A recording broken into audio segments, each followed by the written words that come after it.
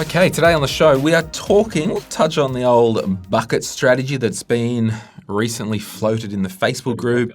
We're going to talk about accumulation to pension.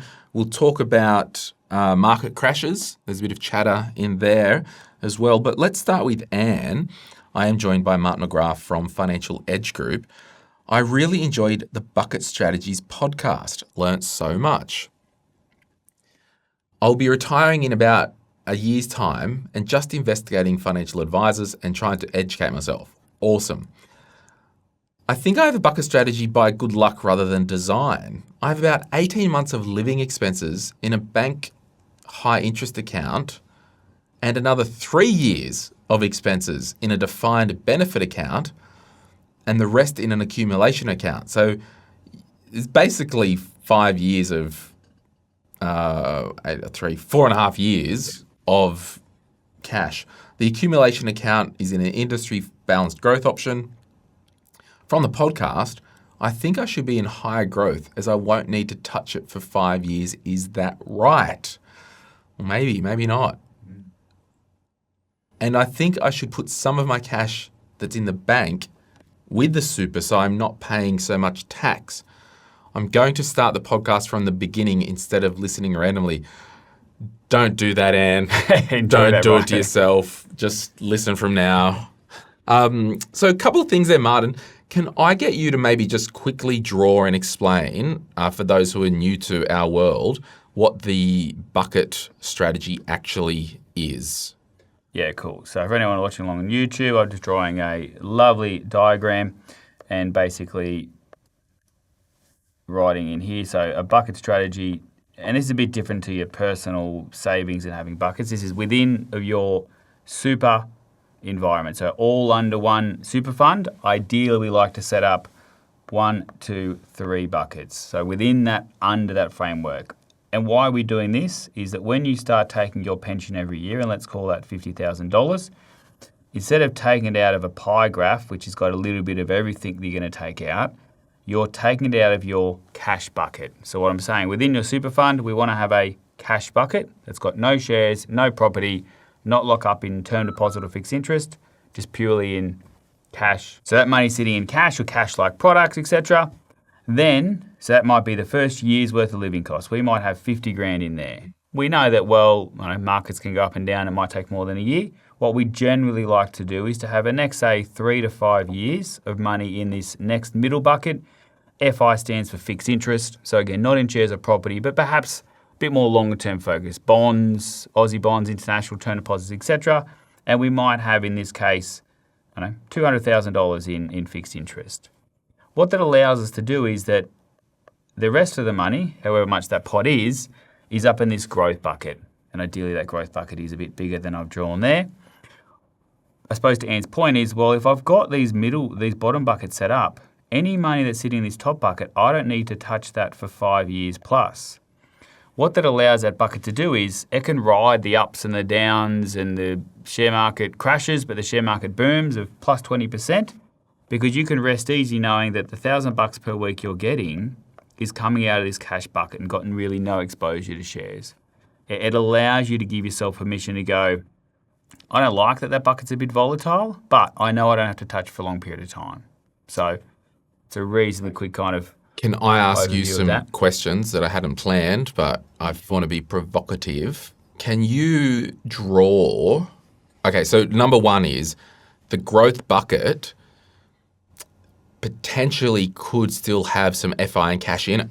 It could, yeah. So I'm not saying it's 100% in growth assets, and Anne said perhaps it should be high growth, perhaps not.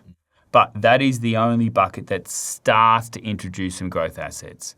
You might still be at a 70% or an 80%, or maybe even a 50%. But out of your 3 buckets, that's the only one that's got some growth assets. It might be 80% shares and 20% fixed interest. Now, can you press the red button there, the other red, and I want you to draw generally what happens month on month, quarter on quarter, in a waterfall type fashion, if you will. And the reason I want Martin to draw this is I have not seen an industry fund yet on the planet, could exist, that will pay income into the cash option. It's kept within the growth Often fund they're invested. But if you're in fixed interest on a wrap account, perhaps, or growth on a wrap account. a growth or wrap account, that fixed interest might earn you, say, 5%. So that's going to pay 10 grand a year out of the capital, and it's going to pay that down to your cash option, topping that up. Your growth ideally is invested, maybe getting some dividends, maybe some realising some gains. Let's say that makes 40 grand a year as well. That $40,000 over a year, and it might be some months are big and some months are small, but are also going to be topping up that cash bucket. So I've got 10 grand here trickling in from the fixed interest bucket. I've got 40 grand trickling in from my growth bucket. So over 12 months, 50,000 comes in, 50,000 goes out. Happy days. Happy days. I haven't had to sell a share or worry about that. And I just say it that way because there's always this chatter of industry funds are the best. Why bother with a wrap account that isn't an industry fund? It just comes down to features and flexibility. It's as simple as that. And that might cost a little bit more per year to have, but the benefit is that it could sit there, trickle along and happen. Where I think conversely, if you had in your run-of-the-mill industry or retail fund that wasn't a individual directed portfolio, DPS, you would effectively, that top bucket would grow and swell over time. And at some point, you will have to manually sell down to top your cash bucket up, where in a perfect world, the fixed interest and the growth income just gets spat out into your cash bucket. Yeah, exactly. So what I've done there very loosely on the side there is if you had a wrap style account at the end of year one, in your wrap account, your bucket's probably still at 50 because 50's come in. Your fixed interest is probably still at 200 because that's come in. I've made up a figure of 800 of growth, and that's given you 40 grand of income. So at the end of the year, you're kind of where you were at the start of the year. In an industry fund, assuming we got the exact same returns, what would happen is your cash bucket would actually be at zero because you pulled it all out. The 10 grand of fixed interest, as you mentioned, would get reinvested. It would be sitting there at 210, and the growth bucket would be at 840.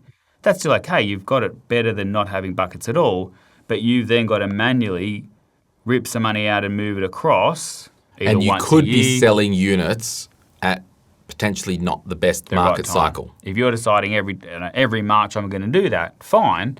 But if that's the wrong March. The Fanta Fura has tweeted or truthed a post that has caused... The tariffs March last year the markets didn't enjoy. You then might go, oh, well, maybe I won't move it this March. And then all of a sudden you're got some behavioural decisions about the market. So now, just on those comments, like to be very clear, we have other retail funds and industry-like funds sponsor this podcast.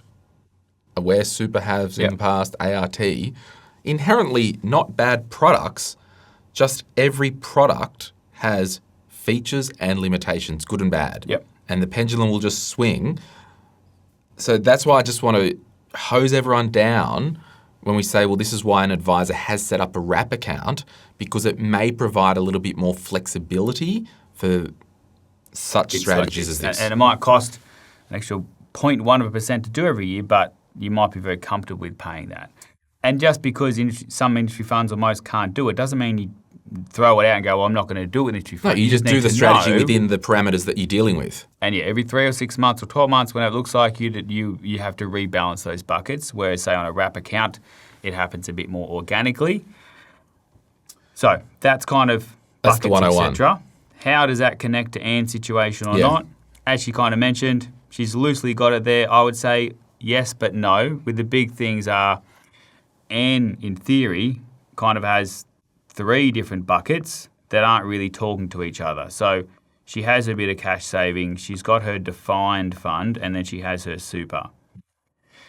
What happens then if Anne wants to live off X amount per annum, she said the 18 months, she can draw that off the cash, but it's not touching the defined or the super.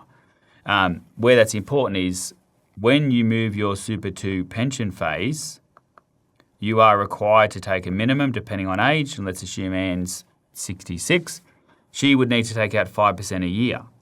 Now, you can't say to the super fund, oh, I've got the 5% from my cash. It has to come from the super fund.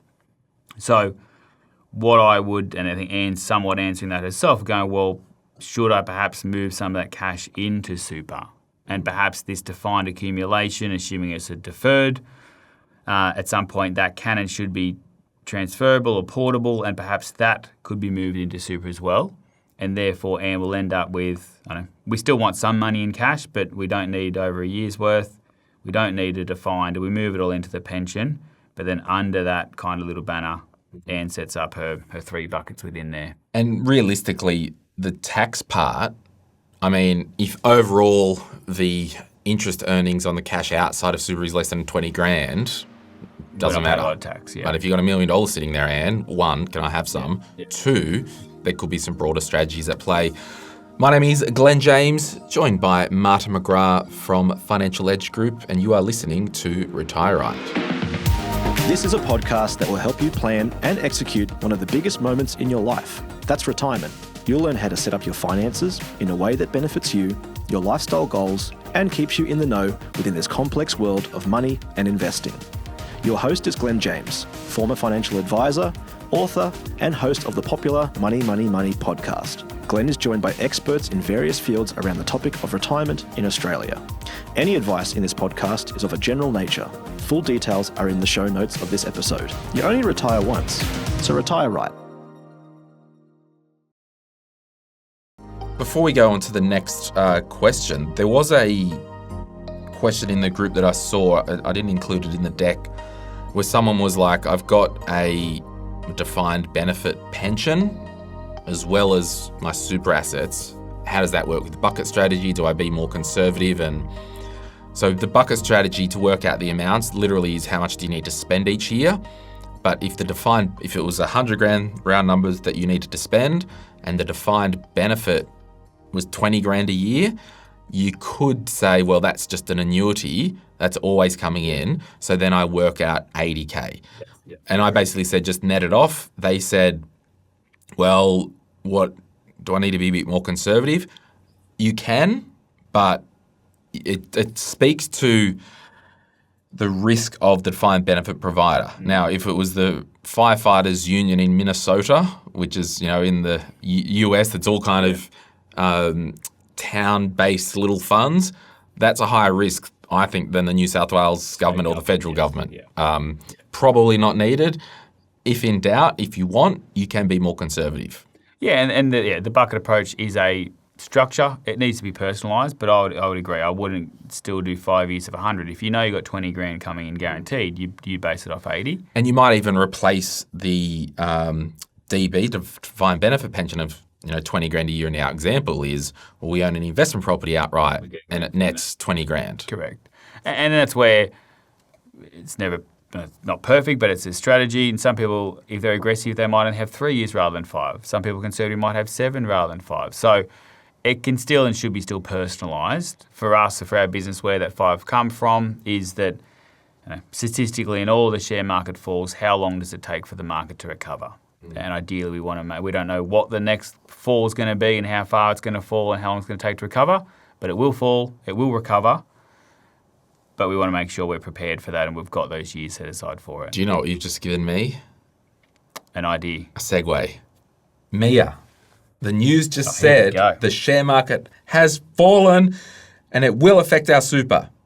So is it still safe to put our money in super, or is property the better option, even close up to our retirement? Okay, we could talk probably an hour just on those 2 sentences. Then I just thought I would add, and we did talk about it last episode, but it's worth always talking because not everyone listens to every episode. Yeah. Linda asked, when you talk about crashes, what does that mean exactly? Are you talking about your super dropping by $10,000 to $20,000 per year, or the whole thing wiped out? I just want to address this one, then I'll throw back to you for super or property. Yeah.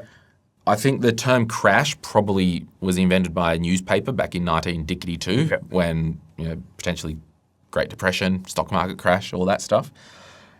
In effect, a crash is a sharp 20% drop in a matter of weeks. So a very short period of time. Yeah. Now, when we look at strictly like this, it's not 10 or 20,000, because if you had $100,000 in your super and it dropped 20K, well, you have had a 20% drop. Where I've seen news headlines in media where the stock market's crashed and it's been a 3% drop. That's not a crash, that's a grabby headline. So we've always got to talk in percentages, Linda, because there's not a blanket statement if you see on the news that it says share market's crashed, that everyone opens their super fund and there's 10 to 20 grand less, because in theory, I could have a super fund because that's a tax structure and a shell. In theory, I could have $100,000 in the cash option in my super fund. On the news, I see that the super's crashed. Doesn't impact me because it's not invested. That's what I want to say to Linda. Thank you for your question. I think it's great. I think I'll piggyback on that before we go back to Mia in terms of that. Exactly what your super's invested in. I think this leads to Mia's question as well, is that, Are we in sync, Martin? I think so. Yeah. I think we've spent enough time together that we're getting there. We're getting there. So, yeah, if you're invested in shares and the share market's down, sure. If they're Aussie shares or international, that performs differently. But if you've got a super fund that's all in cash, well, it's not going to crash. If you've got a super fund that's all in property, well, if property goes down, well, then you've got a property crash. Where I think that's key is, well, would it all be wiped out or not? I suppose comes back to, well, what you're super invested in. Let's say it is in shares. What are shares? Shares are owning a share of a company. So wiped out completely. Your super fund, if you're in the Aussie shares, some of the top companies are CommBank, BHP, Woolworths, Coles, etc., Telstra. So the only way for your super to be wiped out completely is for every single one of those companies to go bankrupt all at the same time, all across the whole world.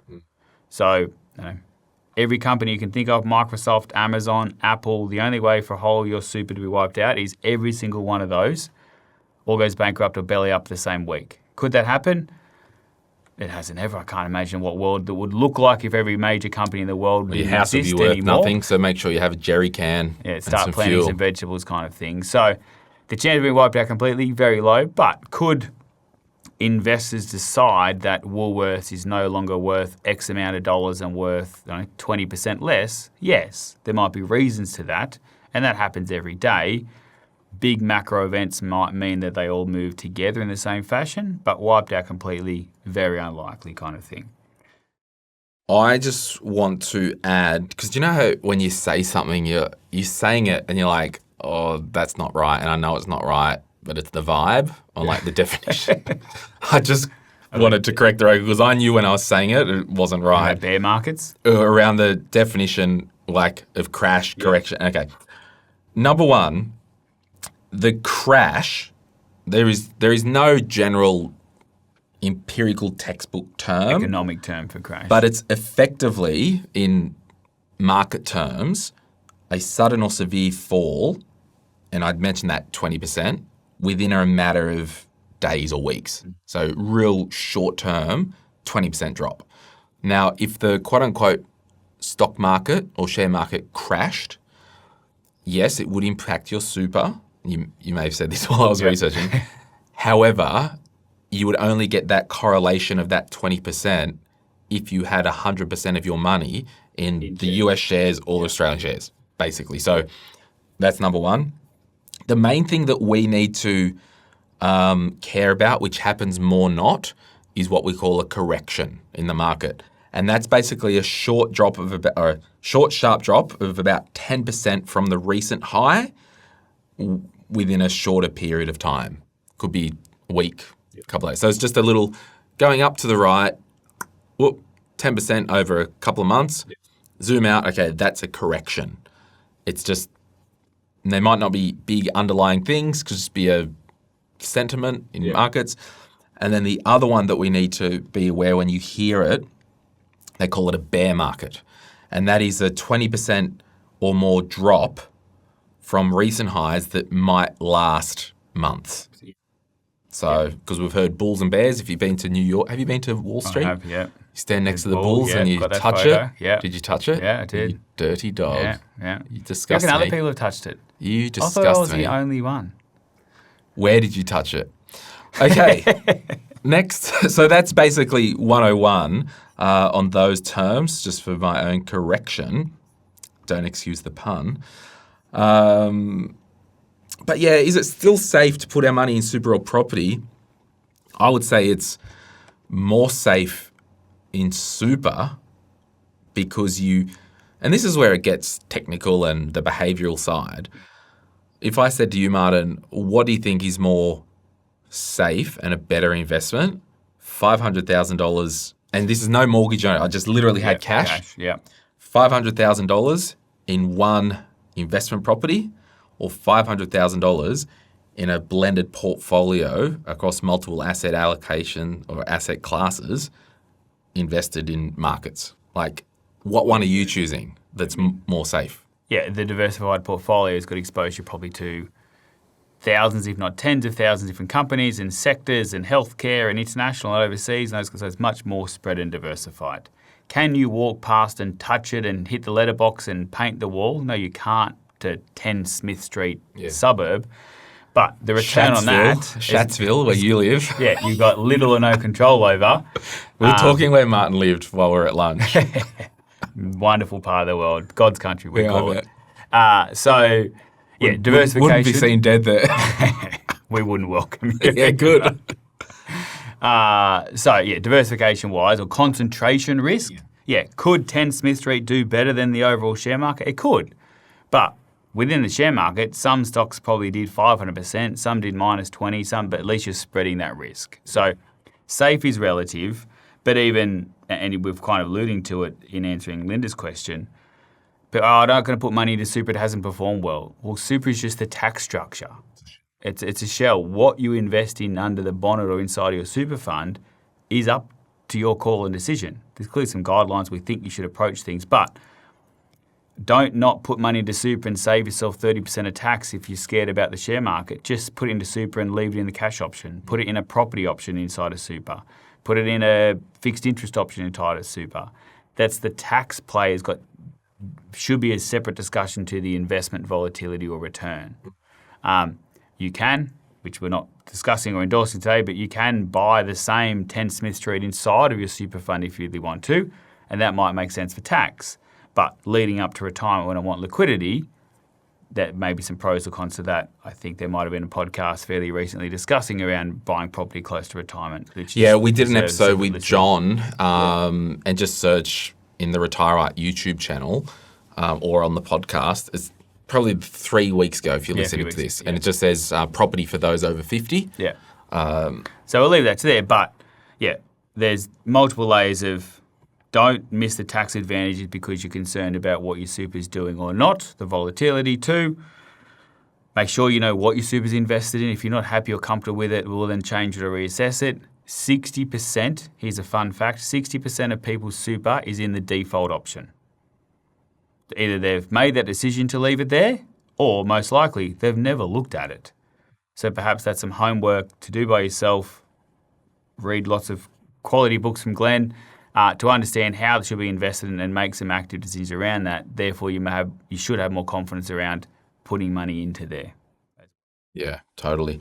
Thanks for the questions, ladies. We'll be back right after this. If you're after personal financial advice, don't get it from a podcast. If you would like help based on your own personal situation, head over to retireright.com.au, click Get Help, and we'd be happy to introduce you to one of our trusted professionals. Our panel of vetted financial advisors and mortgage brokers work with people all over Australia, so they can connect with you wherever you are. That's retireright.com.au and click Get Help. All right. Let's go to the next slide, Marty boy. I hope everyone's liking Martin on the podcast. Right in. Call in now. Call it if you like. He's just broken my heart at lunch. Nah, he's hanging around. He's hanging around. A few more years to my retirement. Few more years to my retirement. He'll be here a little bit longer. Can't get rid of me that You can't get rid of him. But please write in. Keep Marty on Retire Right, GPO Box 538 in your capital city. Sign up for the petition in the link below. All right, so what do we got now? You've got the thing. So, hi Glenn. Wondering if you've ever done a podcast on moving your money from an accumulation fund to pension phase and what investments you can do in pension phase to continue building wealth with the benefits of paying zero tax on your earnings. I can't seem to find anything when searching you on YouTube. Many thanks, from Laurie. Yeah, and it's probably more of a programming note. And this is the thing, like I literally wrote to her jokingly, literally every episode, like, but it's just hard to have such narrow and deep questions. But if you are a regular, long-time listener, you would know the answer to this. And I'm not saying Laurie's done anything wrong. I'm just thinking more with my producer hat on. I don't know if we need to do more themed episodes that are very specific. Yeah, starting a pension. And we might, because we're going to do next time you come up, if you ever can be bothered coming up again after your big whinge to me. He's too well fed, everyone. Luckily, we like each other. They're not taking any more clients. They're friggin'... Anyway. So, yeah, maybe we just need to we're going to do the TTR one. Yeah. We might do starting a pension, or I don't know. We'll keep it as a production note. But effectively,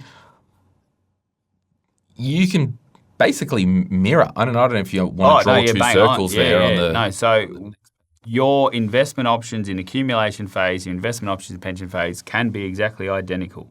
So, we'll do the pie graph. I know we'll discuss the buckets. You can go back and listen to that. So if you've got, this much in Aussie shares and that much in international and this much in fixed interest and that much in cash, and that's in what's called accumulation. So accumulation is when you're accumulating your super, typically pre-60, and at some point post-60 or 65, depending on your work status, you move that into pension phase, or referred to as an income stream. Might be better if you're only listening rather than trying to read my scribbles. But yes, you can have the exact same mix. You don't have to change a thing if you don't want to. Should you?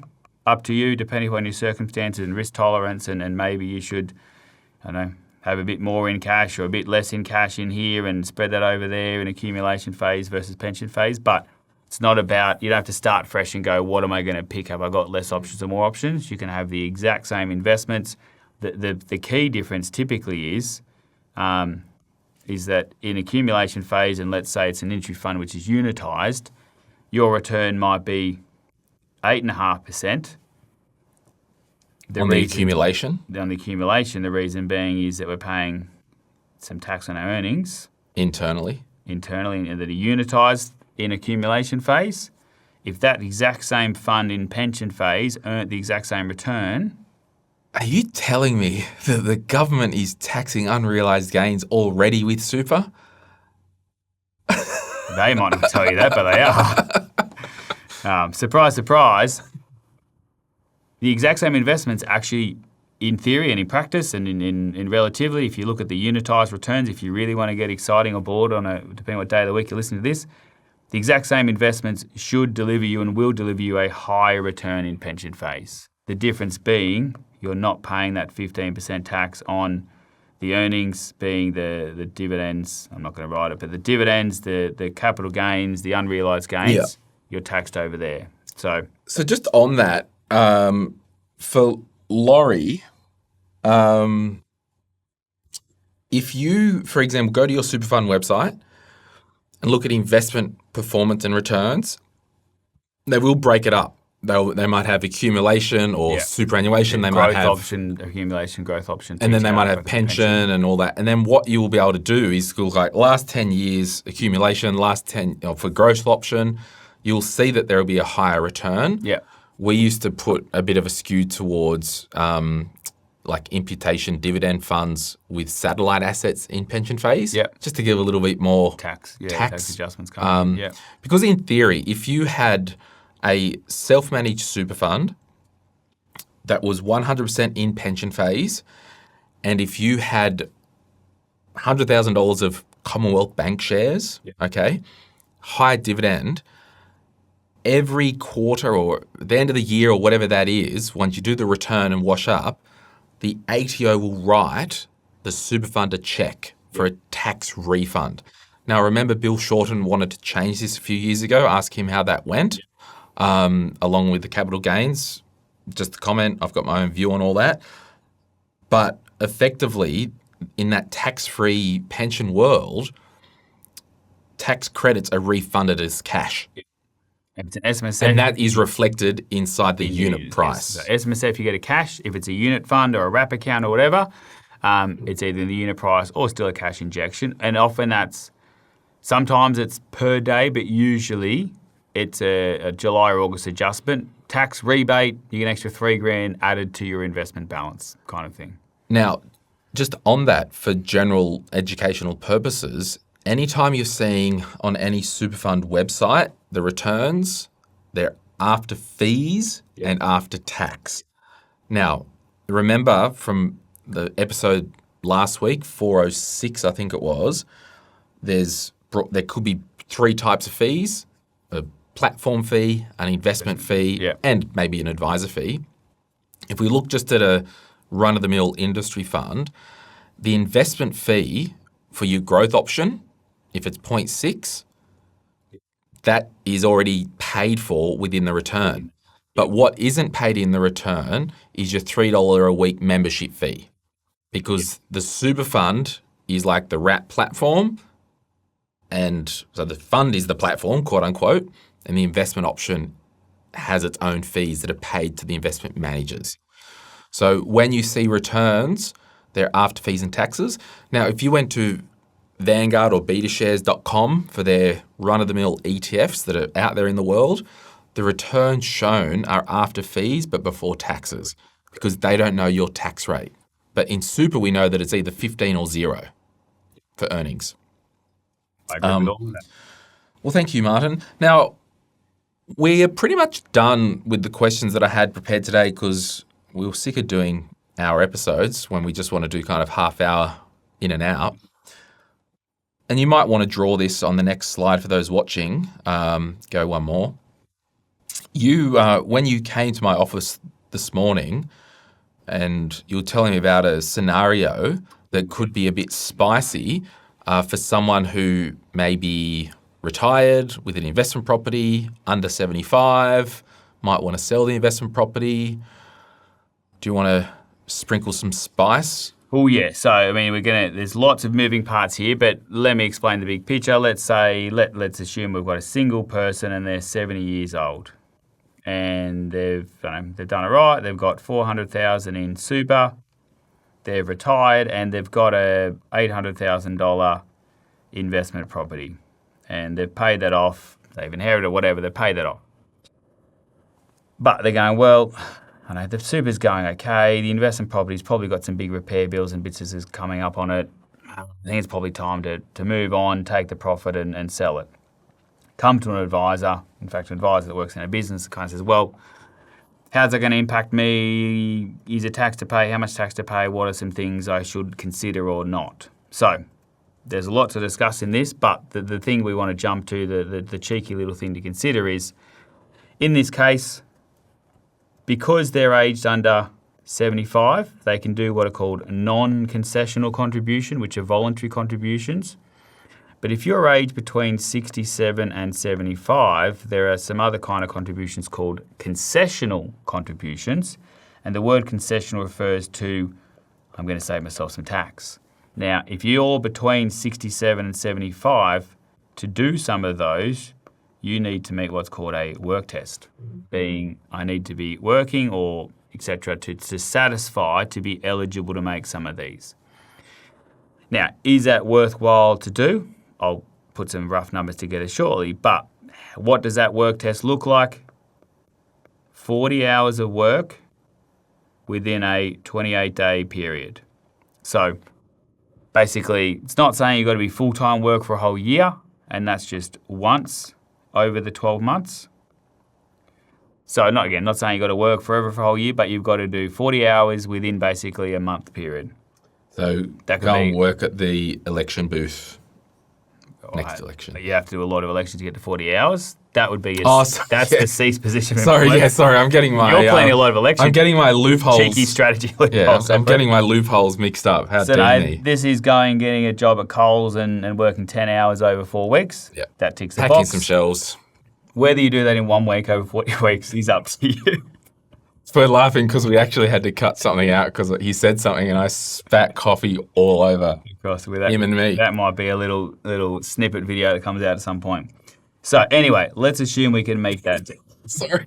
Keep going. So, see, podcasting is fun. Let's assume This is why you shouldn't quit on us, Martin. Let's assume that property costs 400. We made a 400 grand gross gain. Now, I might run out of pages here. We'll figure that out where we need to. If you've owned it for more than 12 months, that gain gets halved. So now I have a 200 grand assessable gain. So what's that going to look like? Let's say, ignore that, we'll come back to that. No work test. And let's say we meet the work test. 200 grand, I have to pay tax on 200 grand. Or if I can meet a work test, I might be able to roll some money into super as a concessional contribution. Now, I won't go through it now. Because you've got less than $500,000, you can actually do some catch-up carry forwards. So let's say I could put $100,000 into super. What that means is when I go and do my tax, if I can meet that work test, I'm only going to pay tax on 100 grand. Whereas if I can't meet the work test, I'm going to pay tax on 200 grand. And we could pull up a calculator, tell you what it's going to be, but roughly, doing this all the time for clients, a lot of that tax is going to be at around 39%. So you're going to save yourself, let's call it in loose figures, 40 grand in personal tax saved. When it goes into super, you will have to pay 15%, but you're going to save yourself, I would say, at least within a couple of grand. If you do some donation, I think you're going to save yourself $25,000 in cold hard tax, not paid to the ATO, because you've gone and done 40 hours of genuine work that you get paid for. So you might have $1,000 of wages, depending what your hourly rate is. And I'm sure you get paid well for whatever that work is. But that is a substantial tax saving. Again, you can decide, no, I don't want to do it. I'm not getting off the couch. Fine, well, you'll just pay some tax. And that's kind of one of the things, and I wanted you to share that because it does speak to the value of advice. And a lot of people light their hair on fire, advisors cost too much money. Well, if that person in your business, they've showed their advisor, this is the situation, your advisor goes, okay, do nothing, carry on with your life, or go pack shelves for the next month and you'll save 25 grand. Pick one, don't actually care, but it's just showing you things and options that you might not know. Correct. Yeah. So definitely worth considering. Where does that apply? It's really, I suppose, not niche, but it happens all the time. Between the age of 67 and 75, need to meet that work test. Now, when you meet that during the year, it doesn't matter. You can do it in July, and that covers you for the rest of the financial year. You can do it in April, and it covers you for that whole financial year. So it's the 40 hours over... Yeah, within a basic 30-day period. In the financial year. In the financial year. You don't have to do it 40 hours every single month. You just got to tick the box in that financial year window where you're making the contribution. And that's important we talked about as well. Who are you ticking the box with? Yeah. I suppose, A, yourself, to be honest, but B, technically it's your super fund. Yeah. You're going to send the money to the super fund and say, hey, I'm putting that money in, and by the way, I want to claim it back on tax. Here's the proof. Or so you don't have to Here's my declaration. Here's my declaration. And then to close the loop, you then tell the ATO, hey, I'm claiming this back. They might say, did you work? Can you show us some proof? So a pay slip. To be fair, they would probably know if you worked or not. Well, if they're getting single touch payroll. Yep. They would be able to connect that if there's no payment coming in. If you have an ABN, can you work? Yes. You've also just got to prove that it's 40 hours through various ways to do so. But like anything, because I'm a grown child and get bored over the break when my nephews were visiting Newcastle, I went and purchased a $600 remote control car that I play with here in the car park for fun. I can claim that $600 remote control car on my tax return, get the tax back. Awesome. If I get it. So you can claim anything on tax and you can declare anything to your super fund to tick a box to make things happen. The question is, if you get a please explain or an audit, you will deal with the consequences. It's simple as that. You can claim anything you want on tax. Self-disclosed, self-declared. Yeah. But if you get a please explain, and if you don't provide the details... Yeah, and it all comes around. Particularly if you've done something like this and you don't meet the work test, and the ATO, your super fund, doesn't figure it out till 10 months later, there's a lot of unravelling to do, potentially penalty tax. If you do we would do this and we would deal with 360 grand non-concessional on top, if they knock back your 100, that converts back into a non-concessional. You then get penalised because you put too much in. So all of a sudden, they're going to knock back your 25 grand tax saving. You're probably going to hit with some excess contribution tax as well. So I won't worry about doing that thing. No one's going to ask or whatever. All of a sudden, not only have you saved that money, but you probably cost yourself 30 or 40 or grand in terms of extra taxes or penalties by trying to be sloppy there. So. Well, we might leave it there. Thank you so much for having a listen and a watch today. Hey, if you are on YouTube, looking at you, a lot of you don't hit subscribe when you watch. Can you at least donate some money? No, can you at least click subscribe? It just helps us. We're regrowing this YouTube channel. You know that we've moved it from the main Money YouTube over to its own. So we just need all the help we can get to give it a bit of a tickle. And I know a lot of you watch these clips and videos and you're not subscribers. So thank you for your support in any case. And if you have found this beneficial, please send it to a friend or family member. Or let us know in the comments. Anything that we've talked about, what's your 2 cents? We get a lot of sense from you. Get a lot of nonsense as well. But we're here for it. Questions to cover these questions come from ideas from people. Yeah, 100%. Yeah. Martin McGrath from Financial Edge Group, thank you so much for joining us on Retire Right today. Remember, you only retire once, so... Retire right. Yeah, baby. Any advice is general financial advice only, which does not take into account your objectives, financial situation, or needs. Because of that, you should consider if the advice is appropriate to you and your needs before acting on the information. If you do choose to buy a financial product, read the Product Disclosure Statement, PDS, and Target Market Determination, TMD, and obtain appropriate financial advice tailored to your needs. Simo Interactive, Pty Ltd, and Glenn James are authorised representatives of Money Sherpa Pty Ltd, which holds Financial Services Licence 451289. Martin McGrath, Financial Edge Group, and its employed financial advisors are authorised representatives of Synchron Advice, AFSL 243313. Opinions or comments from any guest on the podcast are theirs, and not those of the hosts, the publisher, or their respective licence holders.